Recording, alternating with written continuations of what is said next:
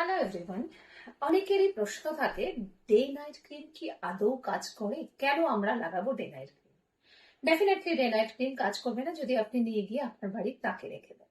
কিন্তু যদি আপনি সকালবেলা ডে ক্রিম আর রাত্রে নাইট ক্রিম অ্যাটলিস্ট 2 মিনিটের জন্য আপওয়ার্ড মুভমেন্টে ম্যাসাজ করেন, তাহলে আপনার ফেস ব্লাড সার্কুলেশন পাবে, এবং ব্লাড সার্কুলেশন হলেই আপনার এজিংটা কমে যাবে। আমি এই কারণে বলছি, যত ব্লাড সার্কুলেশন হবে তত আপনার ফেস টান টান হবে এবং আপনার এজিংটা দেরিতে আসবে।